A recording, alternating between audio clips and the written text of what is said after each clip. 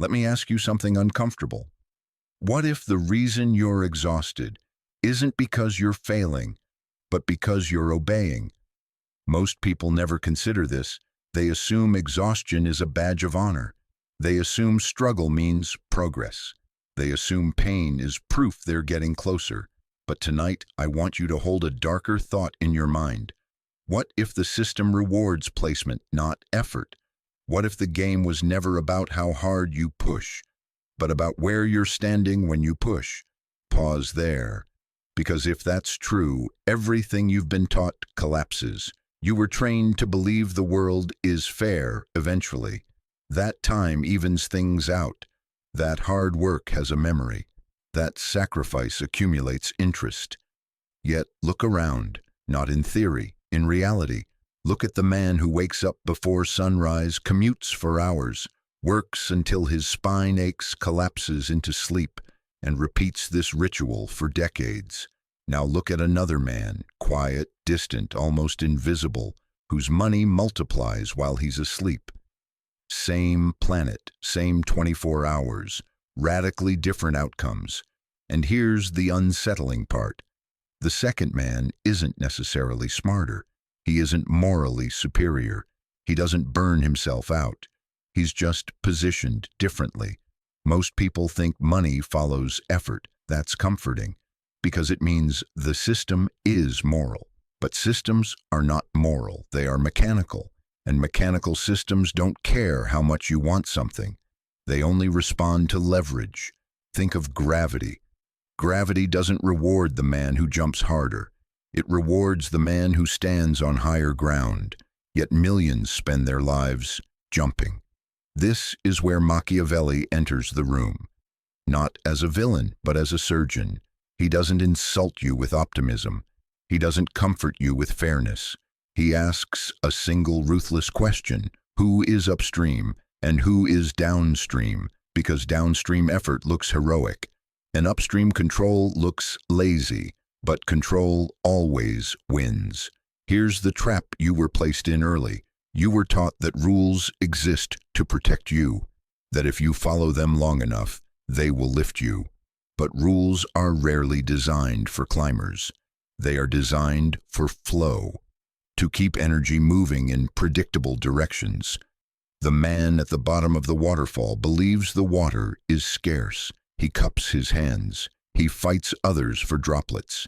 He believes survival requires endless motion. The man at the top never touches the water. He touches the valve. And here's the micro-truth most people never notice. The system doesn't punish you for effort. It feeds on it. Your labor powers the structure you believe will someday save you. That's why the hardest workers are often the most replaceable. They generate motion, but not direction. Position creates direction, and direction decides who gets tired and who gets paid. Right now, as you're listening to this, there are men who haven't worked in days, yet their position is producing outcomes for them. Not because they're lucky, but because long ago they stopped asking, "How do I work harder?" and started asking, "Where should I stand so work comes to me?" That question alone separates lifetimes. But here's the dangerous part. Once you see this law, you can't unsee it. You'll start noticing patterns everywhere. Why certain men always seem calm. Why urgency belongs to the poor, not the powerful. Why stress flows downward. And why motivation alone has never been enough. Because motivation doesn't change physics. Position does. In the next part, we're going to dissect how this law hides in plain sight. In careers, relationships, money, even respect.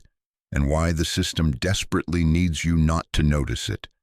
Once you see where the river really flows, you'll understand why swimming harder was never the answer. Here's where the illusion tightens. Because once people sense that effort isn't enough, the system offers a substitute drug. Motivation, not power, not leverage, motivation. You're just not trying hard enough. You need more discipline. Wake up earlier. Grind longer. Hustle while they sleep. These phrases sound empowering. They feel masculine. They feel heroic. But notice something strange.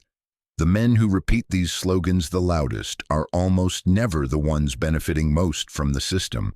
They are recruiting you into motion. Motion keeps you busy, motion keeps you tired, motion keeps you from noticing direction. A man running on a treadmill feels exhausted and accomplished, yet remains in the same place. Position is about who controls the treadmill. Think about this carefully. In every hierarchy, there are men whose primary role is to move things, and men whose primary role is to decide where things move. Workers versus owners, operators versus allocators, performers versus selectors. The tragedy is not that most people work. The tragedy is that most people never ask, who decides? Because decision-making sits upstream from effort. A man who decides pricing does not need to sell. A man who decides rules does not need to obey. A man who decides access does not need permission. He has position, and position quietly multiplies everything else. This is why two men can apply the same effort and see opposite outcomes. One is pushing inside a system. The other is steering it. Now here's the uncomfortable Machiavellian truth. Most motivational content avoids. The system does not reward those who sustain it. It extracts from them. Effort is abundant. Position is scarce. That scarcity is not accidental. From the moment you enter school, you are conditioned for downstream life. Raise your hand. Wait your turn. Follow instructions. Complete tasks. Be evaluated. None of this trains you to place yourself. It trains you to be placed. You are rewarded not for initiative but for compliance dressed up as ambition. Even rebellion is often pre-approved. Work harder. Start a side hustle. Do more. Inside the same lanes. Very few are encouraged to ask, who owns the lane? Who set the speed? Who benefits from traffic? Because those questions are dangerous. They don't inspire effort. They inspire exits, and exits drain systems. This is why the idea of following passion is sold aggressively to the masses, while ownership is taught quietly, privately, often behind closed doors. Passion keeps you emotionally invested. Ownership keeps you structurally advantaged. Look at industries where workers are most passionate: art, music, sports, entertainment. Now ask yourself, who makes the real money there? Rarely the most passionate, usually the ones who control contracts, platforms, distribution, visibility. They don't need to love the game. They need to own the table. Position doesn't require cruelty, but it does require clarity. Machiavelli never said, be evil. He said, see clearly. And clarity reveals something most people resist. The system needs far more effort than it needs leaders, so it celebrates effort publicly, while protecting position privately. This is why you see exhausted men praised as hard-working, while quietly being replaced, underpaid, or ignored. Praise is cheap, position is expensive, and here's the real tension. The moment you start aiming for position, you will feel guilt. Why? Because you were trained to associate virtue with struggle. To believe ease equals laziness. To believe if something feels lighter, it must be wrong. That belief keeps you downstream. The man upstream doesn't rush. He doesn't chase. He waits. And waiting, to the downstream mind, feels like death. But waiting with leverage is power. In the next part, we're going to expose the single most dangerous misunderstanding about wealth and fairness, and why the idea of deserving money has kept millions poor, obedient, and exhausted. Once you see how morality was weaponized against position, you'll understand why good men so often lose. Here is the lie that quietly ruins good men. The lie is not that money is evil. The lie is not that rich men are corrupt. The lie is more subtle and far more destructive. The lie is that money is a moral outcome, that if you deserve it, it will come. that if you are patient, honest, and hardworking, the universe will eventually notice. This belief sounds noble. It also keeps men powerless, because systems don't measure virtue. They measure advantage. A man can be kind, disciplined, loyal, and exhausted, and still be invisible. Another can be cold, strategic, calm, and financially untouchable, not because the second is better, but because he is positioned where rewards flow automatically. Morality was never meant to decide outcomes. It was meant to regulate behavior within outcomes already decided. That distinction matters. Most people believe money is a scoreboard. It isn't. It's a map. And maps don't judge the traveler. They show where roads lead. Machiavelli understood something that modern culture refuses to say out loud. If morality determined power, history would look very different. Empires would belong to the kindest. Influence would belong to the fairest. Security would belong to the most obedient. But history tells another story. Power flows toward those who understand structure, timing, and leverage, not those who wait to be rewarded. The belief in deserving wealth creates a passive man. He waits, he hopes, he endures. He assumes someone is watching. He assumes someone is keeping score. No one is. The system is not apparent. It does not notice effort. It does not reward suffering. It does not remember loyalty. It responds to pressure and placement. Here's a hard question. If effort alone created wealth, why are the poorest men often the hardest working? Why do men with 2 jobs still live in anxiety? Why do men who follow every rule still feel one mistake away from collapse? Because effort without position amplifies fragility. When you live downstream, every disruption hits you first. Illness, inflation, recession, layoffs. Upstream men feel these things last, if at all. That's not luck, that's architecture. And here's the cruel irony. Good men are taught that seeking advantage is selfish. They are taught to feel shame for wanting control. They are praised for sacrifice. They are honored for endurance. But endurance is not power. It is evidence of exposure. The system needs men who endure. It does not need men who redirect flow. This is why virtue is often encouraged without instruction on leverage. Because virtue without leverage is harmless. It produces compliance, not challenge. And compliance keeps the river flowing one way. Once you understand this, you'll notice something chilling. The most moral language is often used to keep people in the worst positions. Be patient. Be grateful. Be humble. Trust the process. None of these phrases change where you stand. They only help you tolerate standing there longer. Machiavelli never argued against goodness. He argued against naivety.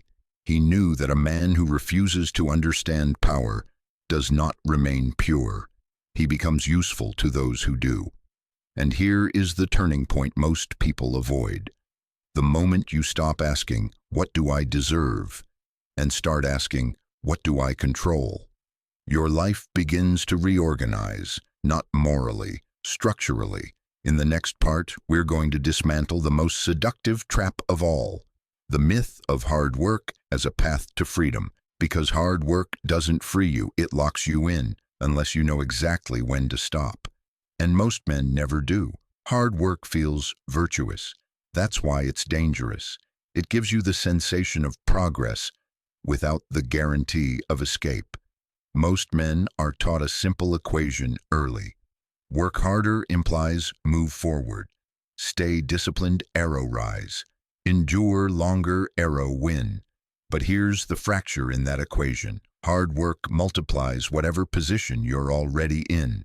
If you are upstream, effort compounds. If you are downstream, effort accelerates exhaustion. The same force, opposite outcomes. This is why hard work is praised universally. It benefits every system, regardless of who wins.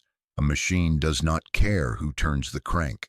It only cares that the crank turns, and the man turning it feels useful, important, needed, until he stops. Then he realizes how replaceable He always was. Here's the trap. Hard work trains obedience faster than it trains power. You learn to show up on time, to push through fatigue, to suppress doubt, to trade hours for approval, all useful skills for someone else's structure. But very few men are taught to recognize the moment when hard work stops building leverage and starts reinforcing confinement. That moment is subtle. It arrives when effort no longer increases optionality, when working harder doesn't open doors, only keeps existing ones from closing, when rest feels dangerous, not restorative. At that point, effort becomes maintenance, and maintenance is the silent killer of ambition, because maintenance feels responsible, adult, necessary, yet it keeps you locked exactly where you are. The men who escape this trap do something that looks irresponsible from the outside. They reduce visible effort at the right moment. They stop competing on endurance. They stop proving reliability. They stop being the strong one. And when they do, something strange happens. They feel fear, because the system trained them to equate motion with safety. Stillness feels like failure. Withdrawal feels like weakness. But withdrawal, strategic withdrawal, is how position is claimed. You cannot climb while sprinting. You must stop long enough to see the structure. This is where Machiavelli's thinking becomes surgical. He understood that labor is not neutral. Labor creates dependency if not paired with control. A man who works endlessly without leverage becomes predictable. Predictability is useful. Useful men are exploited, not respected. Respect flows towards scarcity, and a man who never stops working is never scarce. Ask yourself something honestly. If you disappeared from your role tomorrow, how quickly would you be replaced? If the answer makes you uncomfortable, that discomfort is data. Position is revealed by absence. Upstream men are difficult to replace because they are not performing tasks. They are holding junctions, decision points, access points, bottlenecks.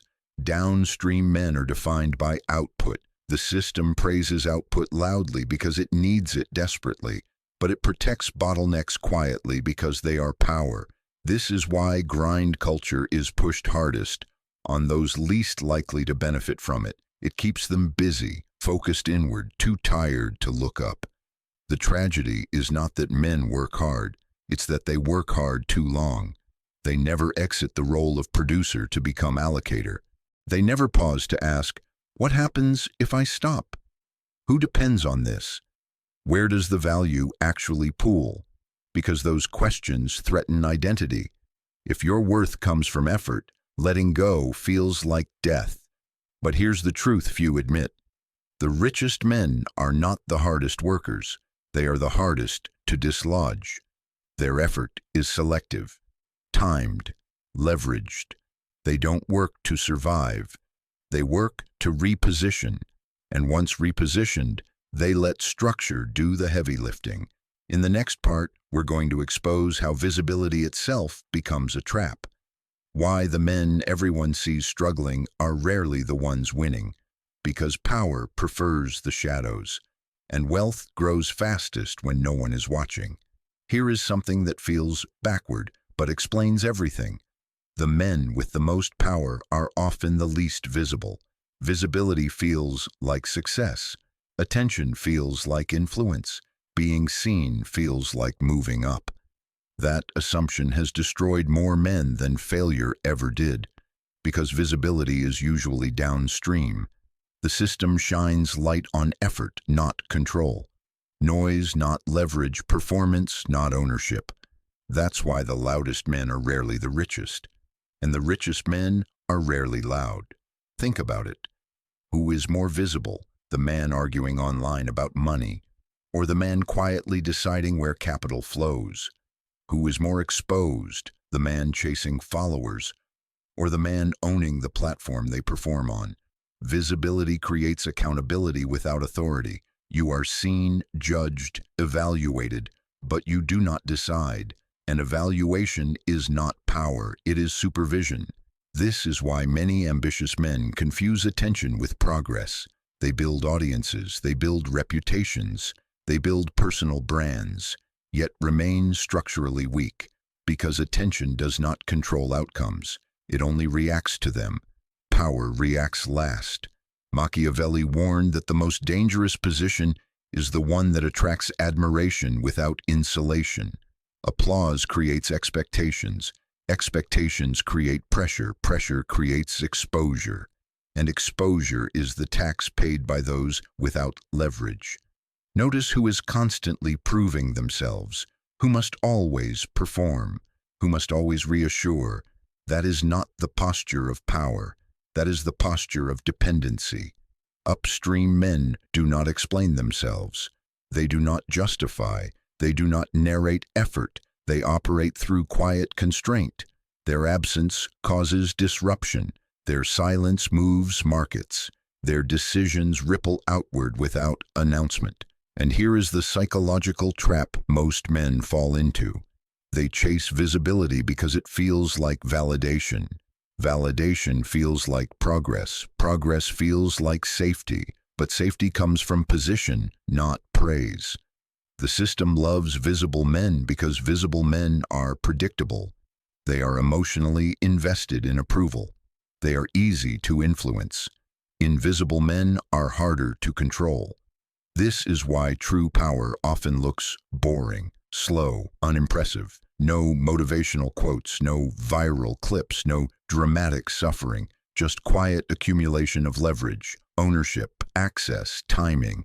And while everyone else is busy being seen, the invisible man is moving chess pieces no one notices, until the board looks different. This is why envy is often misdirected. People envy lifestyles, not structures. They want the car, the house, the freedom, without understanding the position that makes those things effortless. They copy aesthetics instead of architecture. But architecture is what matters. Here's the tension most people never resolve. If you want position, you must tolerate temporary invisibility. You must endure being underestimated, ignored, uncelebrated. That feels unbearable to men raised on applause. But invisibility is not weakness. It is insulation. The man who can move quietly can reposition without resistance. And resistance is the hidden cost of being seen. In the next part, we're going to talk about the most dangerous moment of all. The moment when a man almost escapes downstream life and is pulled back by comfort, identity, or fear. Because most people don't fail at the start. They fail at the threshold. There is a moment that destroys more potential than ignorance ever could. It's not failure. It's not rejection. It's not lack of talent. It's almost free, almost independent, almost positioned. This is the threshold where most men turn back. Why? Because downstream life, while exhausting, is familiar, and familiarity feels safe, even when it's killing you slowly. When a man begins to climb upstream, something subtle happens. The noise drops, the pace changes, the rewards delay, and suddenly the old world calls him back. A steady paycheck whispers reassurance. Recognition taps his shoulder. Responsibility flatters him. You're needed. You're reliable. You're respected here. These words feel like honor, but often they are anchors. The system is clever. It doesn't chain you, it comforts you, because comfort is cheaper than force. This is where Machiavelli's realism becomes uncomfortable. He understood that the most effective way to stop a man from gaining power is to reward him just enough to stay put, not enough to escape, enough to hesitate.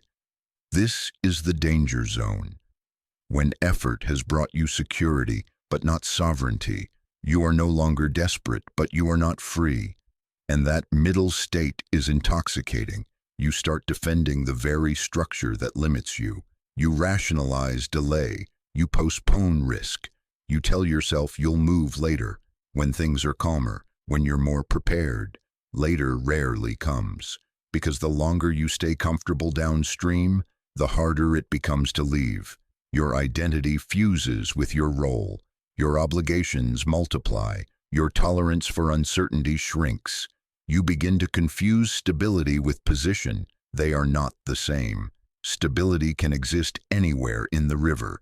Position exists only upstream. Here's the cruel truth. The system does not stop men at the bottom. It stops them at the ledge, where leaving costs more than staying, where courage looks irresponsible, where ambition feels selfish. This is why so many capable men plateau, not because they can't rise, but because rising would require shedding an identity they've worked years to earn. They are respected, trusted, depended on, and dependency feels like power until you realize who truly depends on whom. Upstream men are not needed day to day. They are needed structurally. Their value is not in presence, it is in placement. This is why walking away is often the most powerful move a man can make. Not dramatically, not loudly, quietly. When you remove your effort from a system, you discover its truth. Does it adjust? Does it chase you? Or does it replace you without hesitation? The answer tells you exactly where you stand. Most men never test this. They are afraid of the answer. Because if you are easily replaced, then all that effort was never leverage. It was fuel, and fuel is meant to be consumed. In the next part, we're going to confront the final illusion, the belief that position is something you earn, because position is not earned the way effort is. It is taken, designed, or negotiated. And once you understand how that happens, you'll see why the rich don't wait for permission to rise. They move the ground beneath their feet. Here is the final illusion that keeps men obedient longer than any law.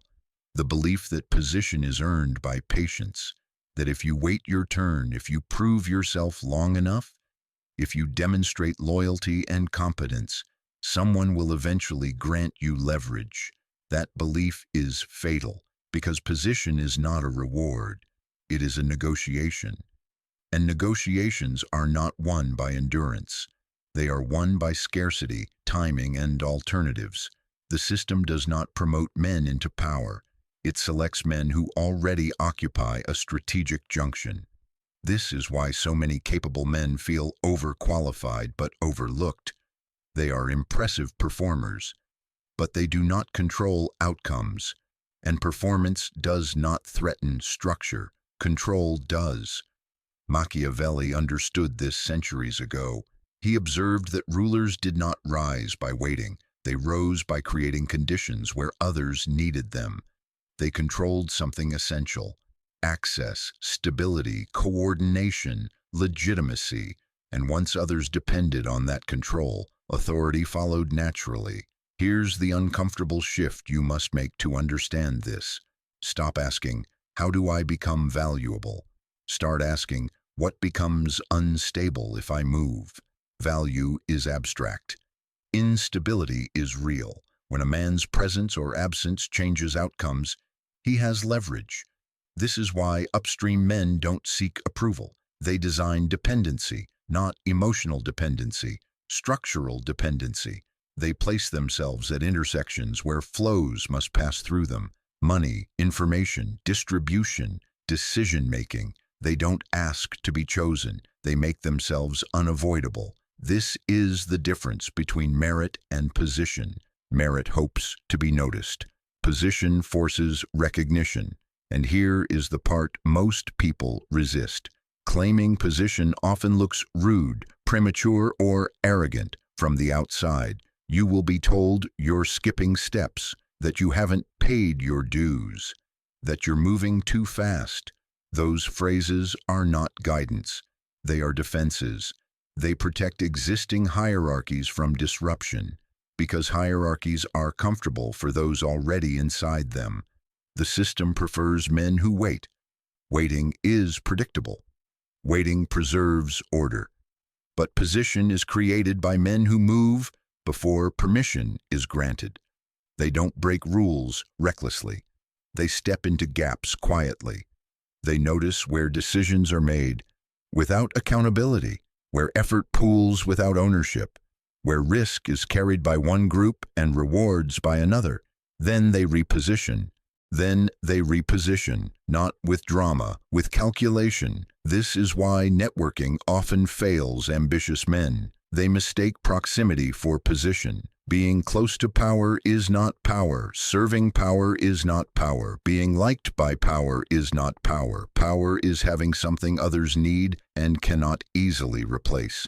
And once you hold that, patience becomes irrelevant. At that point, time works for you. Opportunities arrive differently. Negotiations shift. Conversations change tone. You are no longer asking, you are being consulted. This is the quiet moment when the river changes direction. But here's the final tension. Position requires the courage to be misunderstood early, to act before applause, to move without consensus, to accept temporary instability for permanent leverage. Most men never do this because they confuse discomfort with danger. But discomfort is simply the signal that you're leaving downstream logic. In the final part, we're going to close the loop, not with motivation, but with a hard, grounding truth. Once you see the law of position clearly, you can never return to innocence. You will either reposition or consciously accept where you stand. There is no third option. Now the silence sets in, not the dramatic kind, the honest kind, because once you understand the law of position, there is nothing left to debate. No villain to blame, no conspiracy to rage against, no motivational slogan to repeat. Only geometry, where you stand, what flows through you, what collapses if you move. This is the moment most people avoid their entire lives, because it removes comfort and excuses. You realize the system was never broken. It was never unfair in the way you were taught to imagine. It is indifferent. And indifference is more frightening than cruelty. Cruelty can be fought. Indifference must be navigated. Machiavelli didn't hate people. He hated illusions. He saw that men suffer longest not because they are weak, but because they cling to stories that protect their identity. Stories like, hard work will save me. Someone will notice. I just need more time. I'm being tested. No, you are being positioned. Every day, consciously or not, you are placed somewhere in the flow. Downstream, effort is endless and outcomes are fragile. Upstream, effort is selective and outcomes compound. Neither is morally superior, but pretending they are equal is self-deception. This is the final twist most people miss. Understanding position does not force you to become ruthless. It forces you to become honest. You can choose a quiet life downstream, but you must stop expecting upstream rewards. You can choose to chase position, but you must accept temporary instability and misunderstanding. What you cannot do is stay downstream and resent the river.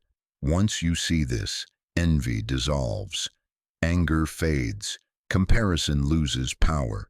Because comparison only hurts when you believe the game is the same for everyone. It isn't.